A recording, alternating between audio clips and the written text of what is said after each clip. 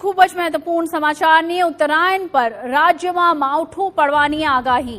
हवामान निष्णात अंबालाल पटेले करी छे आगाही। उत्तरायणना दिवसे कमोसमी वरसादनी संभावना। राज्यना अनेक भागों वरसादनी आगाही करवामां आवी छे। उत्तर गुजरात और मध्य गुजरात में वरसादनी शक्यता।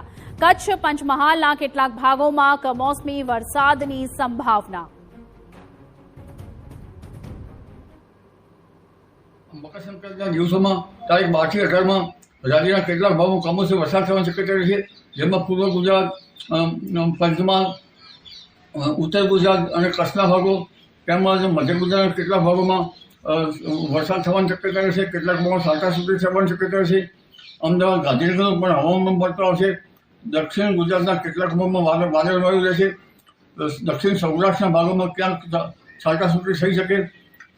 પશ્ચિમ સૌરાષ્ટ્રમાં અને જામનગરના ભાગોમાં પણ વાદળવાળું આવવાની શક્યતા રહેશે।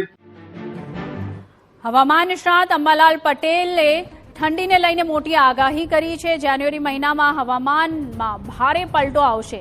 4 થી 8 જાન્યુઆરીમાં ગુજરાતમાં કડકડતી ઠંડી પડવાની શક્યતા। उत्तर गुजरात, मध्य गुजरात में जोरदार ठंडी पड़वानी संभावना व्यक्त कराई है। वलसाड और जामनगरना भागों में कातिल ठंडीनी आगाही है। कच्छ और नलियाना भागों में न्यूनतम तापमान घटवानी शक्यता है।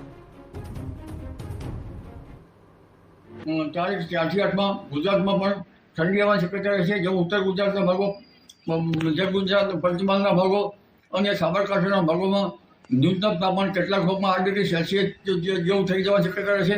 કચ્છના ભાગોમાં, નલિયાના ભાગમાં ન્યૂનતમ તાપમાન ઘણું ઘટી શકે છે, ત્યાં 15 ડિગ્રી સેલ્સિયસ અને નલિયામાં તો ત્યાંથી પણ ઓછું થવાની શક્યતા રહેશે। અમારી વિશેષ રજૂઆત ચાઇનીઝ દોરી મોતનો માંજો રાત્રે 7:56 જોવાનું ચૂકશો નહીં। હાલ સુપર 6 માં બસ આટલું જ। વધુ સમાચારો માટે આપ જોતા રહો TV9। નમસ્કાર।